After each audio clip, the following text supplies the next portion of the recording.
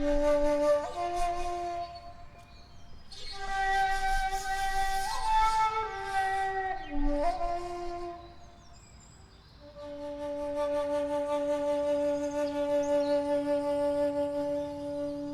дошли в нашите аудиолекции, посветени на Корея. Тук ще ви поведем на пътешествие през историята, културата и традициите на страната, която често наричат страната на утринната свежест. Корея и светът. Традиции и глобализация. Южна Корея е един от най-ярките примери за страна, която само за няколко десетилетия успява да се интегрира в световния икономически и културен обмен. След края на Корейската война през 1953 година, страната преминава през бърз икономически възход, известен като чудото на реката Хан. Това е резултат от скоростна индустриализация, както и навлизането на чуждестранни инвестиции и политики, насочени към износ. От една бедна аграрна държава, Южна Корея се превръща в световна икономическа сила и днес е член на влиятелни международни организации, като Организацията за икономическо сътрудничество и развитие, Г-20 и Световната търговска организация. Глобализацията в Южна Корея обхваща различни сфери – икономика, общество, култура и образование. Водещи корейски компании, като Samsung, Hyundai, LG и Kia, не са само световни лидери в своите индустрии, но и оформят световните технологични и пазарни тенденции. Техният успех свързва Южна Корея с ключови икономики като Съединените щати, Китай, Япония и страните от Европейския съюз, което прави страната важен икономически партньор на световно ниво. Образованието също е важен елемент от този процес. Все повече млади корейци избират да учат в чужбина, най-често в Съединените щати, Великобритания и Австралия. В същото време, водещи корейски университети, като Сеулския национален университет, Университета Йонсе, Университет Корея и Корейския Висш институт за наука и технологии, предлагат програми на английски език и привличат международни студенти и преподаватели. Южна Корея се стреми да се утвърди като важен образователен център не само в Азия, но и в света. Културната глобализация е видима в ежедневието на хората. Международни вериги като Starbucks, Икея и Макдоналдс присъстват на много места в по-големите градове. Появата на чужди кухни, нови модни стилове и празници като Хелоуин стават част от градския живот. Кварталът Итеуон в Сеул е пример за мултикултурно съжителство. Там се срещат хора от различни страни, има джамии, църкви и разнообразни културни събития, отразяващи отвореността и нарастващата космополитност в съвременна Корея. Глобализацията променя и социалните нагласи, особено сред младите. Те все повече ценят индивидуализма, равенството между половете и толерантността. Така Южна Корея малко по малко се променя от традиционно и затворено общество в страна, която е все по-свързана и отворена към света. През последните 20 години светът стана свидетел на така наречената корейска вълна или Халю. Явлението описва как южнокорейската култура бързо и широко се разпространява по целия свят.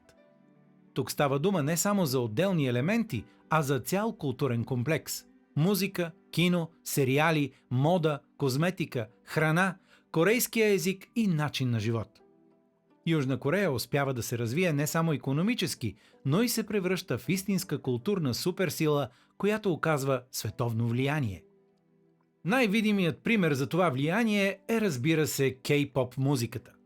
Групи като BTS и Blackpink са истински световни звезди, разпродаващи билети за стадиони в Лос-Анджелис, Лондон, Сао Пауло и други големи градове.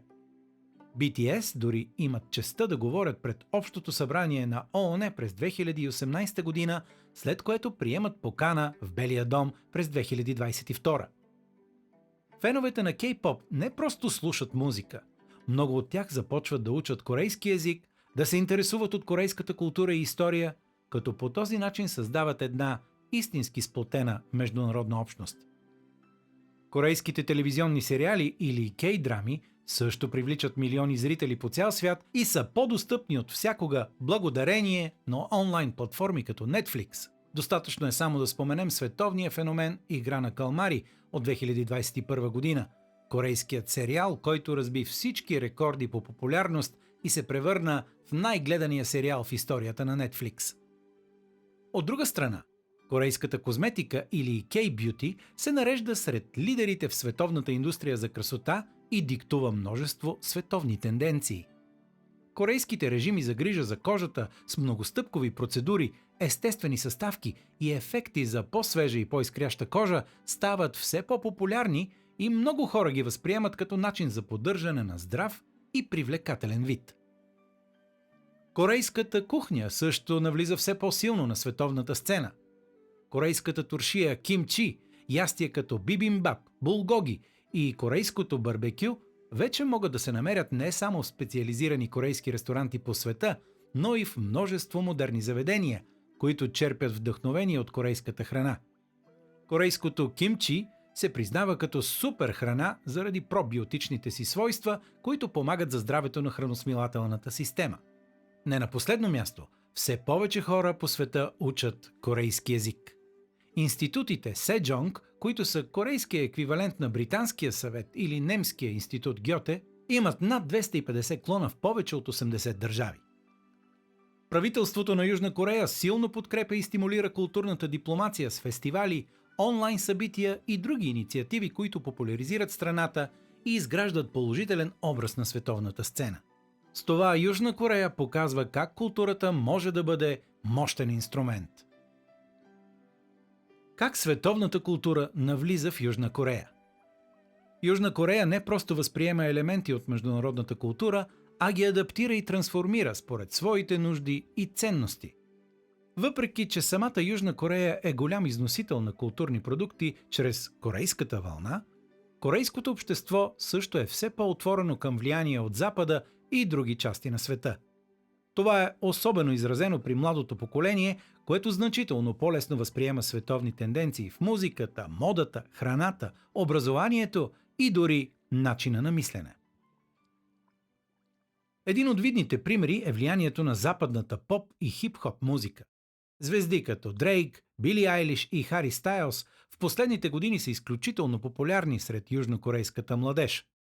Ако известен световен изпълнител или група обяви концерт в Корея, билетите се разпродават буквално за секунди по онлайн платформите за резервации. Така, например, британската група Coldplay от първоначално обявените няколко дати за концерти в Сеул през април 2025 увеличи броя на концертите на цели 8 поради огромната популярност. Често стилове като R&B, EDM и регетон се смесват с корейската музика, а много кей-поп артисти в днешно време записват песни на английски или си партнират с чуждестранни изпълнители.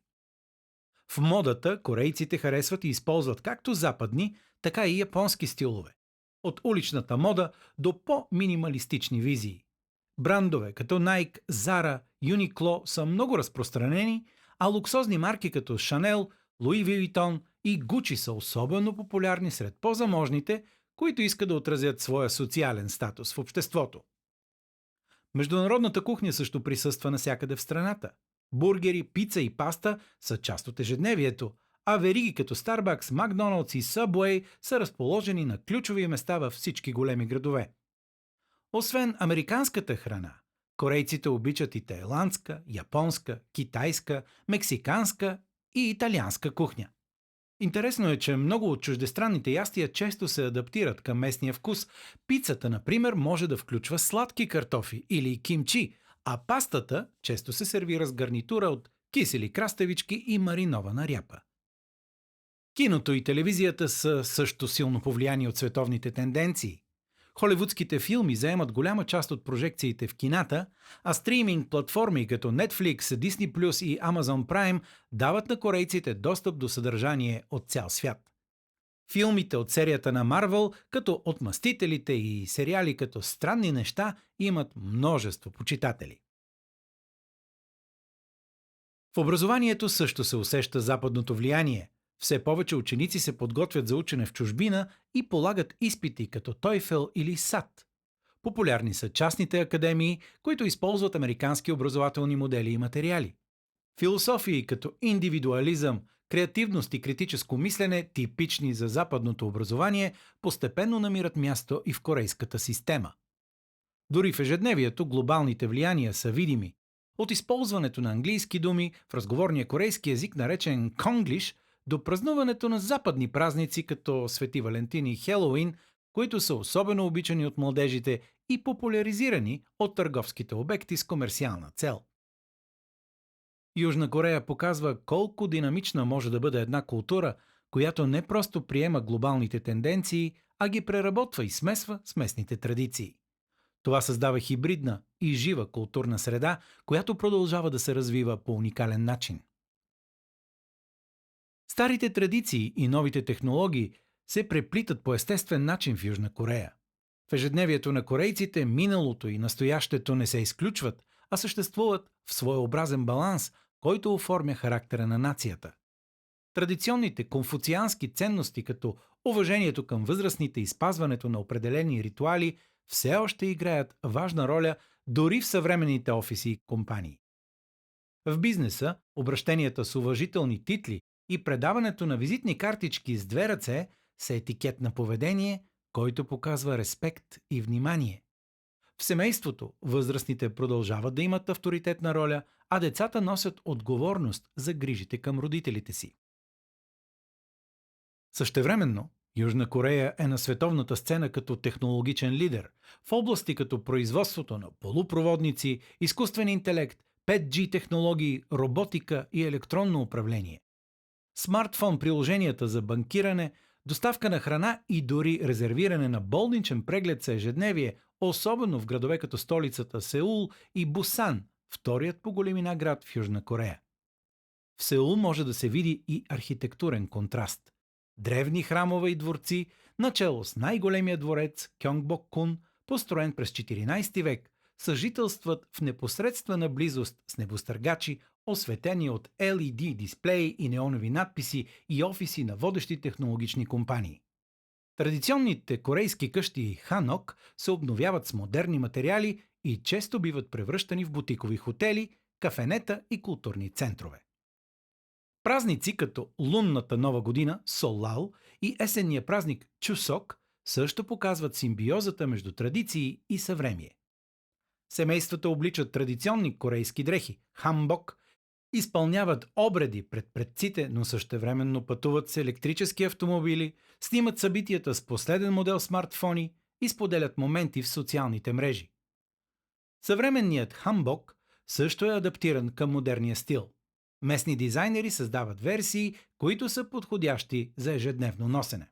Друга интересна проява е включването на традиционни елементи от поп-културата. В сериалите, филмите и кей-поп видеоклиповете често се преплитат исторически мотиви и съвременна естетика.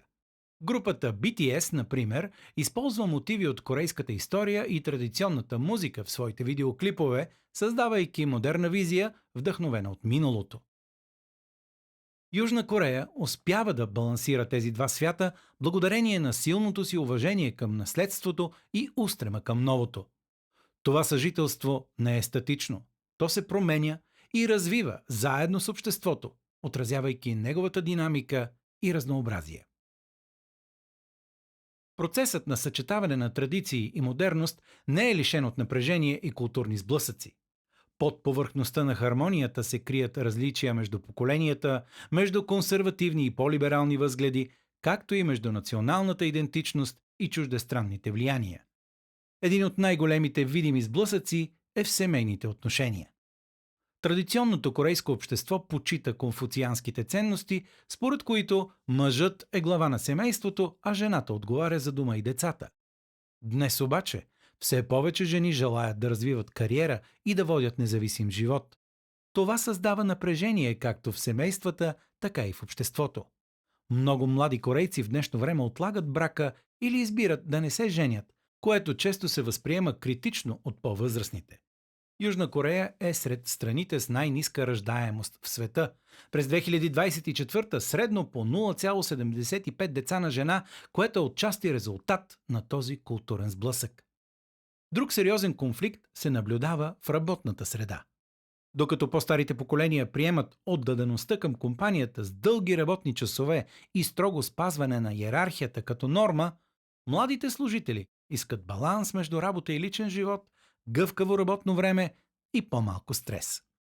Заради подобни различия в днешно време е много по-естествено служителите да сменят често работното място, да се занимават с дейности на свободна практика и дори да остават без работа за известно време. Това е израз на желанието за бягство от стреса и натиска за успешна кариера. На корейски език днес младите казват «взимам си малко почивка», когато са без работа, вместо по-буквални изрази като «в момента нямам работа», «търся работа» или «безработен съм». В образованието напрежението също е осезаемо. Образованието традиционно се разглежда като ключ към успеха и социалното издигане, което налага огромен натиск върху учениците и родителите им. Въпреки модернизирането, чрез използване на технологии и насърчаване на критичното мислене, съревнованието и очакванията за високи постижения остават огромни. Това често води до сериозни психологически проблеми – стрес, депресия и младежки самоубийства. Южна Корея е с един от най-високите показатели за младежки самоубийства в света. Друг източник на конфликти е отношението към ЛГБТ общността. Традиционните корейски възгледи все още не възприемат открито различните сексуални ориентации, а силно религиозни християнски общности и политици често се противопоставят и протестират срещу прайд събитията в големите градове. Младото поколение обаче е все по-отворено и социално активно в подкрепа на равноправието и свободата в изразяване на сексуалната идентичност. В културната индустрия също има напрежения. Макар кей-поп групите да създават образ на прогресивност и отвореност към света, те често биват критикувани в страната поради отдалечаване от традиционните корейски ценности, особено когато използват провокативни визии или засягат теми табу. Тези разностранни конфликти обаче не представляват спиране на прогреса, а по-скоро са знак за динамична културна еволюция в южнокорейското общество. Сблъсъкът между старото и новото е естествен етап в развитието на всяка бързо променеща се нация. Южна Корея продължава да се опитва чрез открит диалог и осмислене да превръща тези напрежения в двигател за културен и социален напредък. Какво е да си чужденец в Южна Корея? В последните години животът на чужденците в Южна Корея придобива все по-голямо значение за обществото. Страната постепенно се отваря към имиграцията, която е ключова за справяне с демографските проблеми и недостига на работна сила.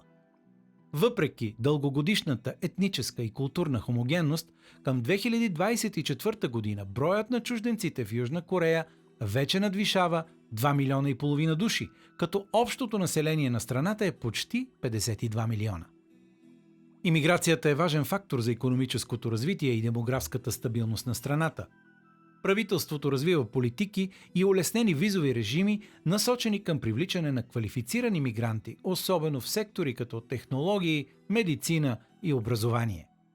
Освен улесняване на влизането на международни кадри, се създават и програми за по-добра интеграция, езикови курсове, културни събития и подкрепа при намиране на работа и жилище. Официалният уебсайт Hi Korea предлага консултации и помощ, които улесняват адаптацията на чужденците в корейското общество.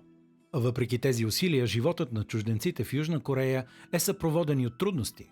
Езиковите и културни бариери често затрудняват ежедневната комуникация и социалното им интегриране. В някои сектори, особено строителството, производството и селското стопанство, чуждестранните работници от региони като Централна и Югоизточна Азия често се сблъскват с дискриминация и с по-ниски заплати спрямо корейските си колеги. Подобни тежки условия на труд и ограничените права предизвикват критики както от международната общност, така и от активисти вътре в страната. Социалните конфликти понякога възникват и в мултикултурните семейства, както и в местните общности, където чужденците могат да се възприемат като чужди и да не бъдат напълно приети. Разликите в семейните ценности и модели на поведение могат да създадат напрежение и недоразумения. В по-големите градове обаче се полагат усилия за създаване на мултикултурни центрове, които подпомагат интеграцията и предлагат социална помощ. В същото време, Растежът на чуждестранното население води до дебати около националната идентичност и нуждата от ефективна политика за интеграция.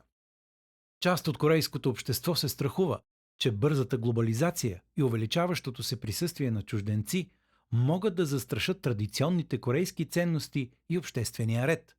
Обратно, младото поколение и част от бизнес средите подкрепят по-отворена имиграционна политика, възприемайки я като възможност за модернизация и икономически напредък.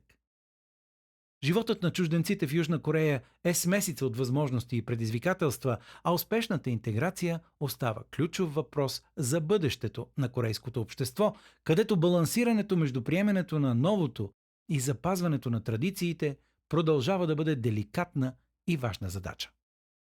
Възможна ли е глобализацията в Северна Корея? Северният съсед на Южна Корея, Корейската народно-демократична република, е една от най-затворените и изолирани държави в света, което прави глобализацията там почти непостижима в класическия смисъл. Въпреки това, дори и в тази строга изолация, някои глобални влияния успяват да проникнат, макар и много ограничено и под строг държавен контрол. Политическата изолация и безкомпромисният контрол върху информацията и комуникациите с външния свят не позволяват на севернокорейците свободен достъп до интернет или международни медии. Телевизионните програми, книгите и музиката са строго цензурирани и служат предимно за разпространение на държавната идеология и култа към лидерите. По този начин повечето граждани остават изолирани от глобалните културни и социални течения. Въпреки това, през последните десетилетия се забелязват някои признаци на ограничена глобализация.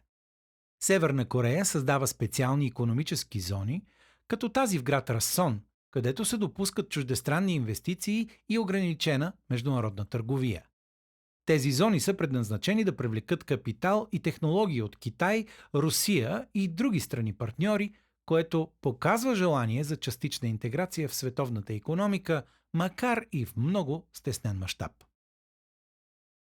Друг феномен е проникването на южнокорейската култура чрез нелегални канали – USB флашки, microSD карти и други носители, които контрабандно влизат в Северна Корея от Южна Корея и Китай.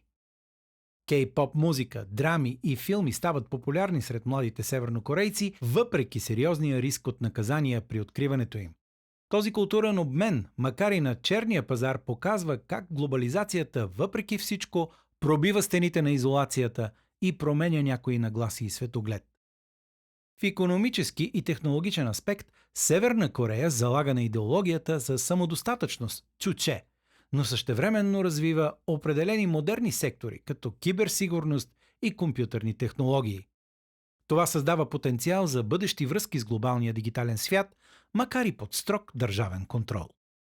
Важно е да се отбележи и ролята на международните санкции, които са част от световните политически и икономически процеси. Тези санкции сериозно влияят върху икономиката и ежедневието в Северна Корея, показвайки, че глобализацията достига страната не чрез свободен обмен, а чрез външен натиск и ограничения. Глобализацията в Корея представлява сложен процес, който илюстрира непрекъснатото търсене на баланс между съхраняването на традициите и приемането на съвременните световни тенденции. Южна Корея е впечатляващ пример за това как една нация може да съчетае силно национално самосъзнание с динамично интегриране в глобалния свят.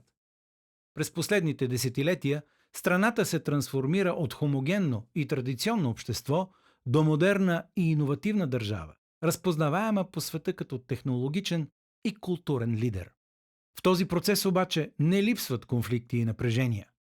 Традиционните ценности, свързани с йерархията, колективизма и семейните роли, често влизат в противоречие с модерните идеи за индивидуализъм, равенство и иновации.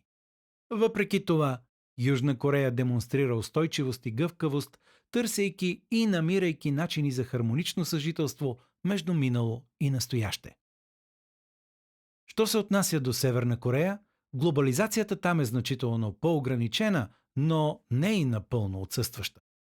Строгата политическа изолация и контрол върху информацията възпрепятстват проникването на световните културни и икономически процеси, но все пак се забелязват признаци за бавно и селективно възприемане на външни влияния, особено чрез нелегални канали и специални икономически зони.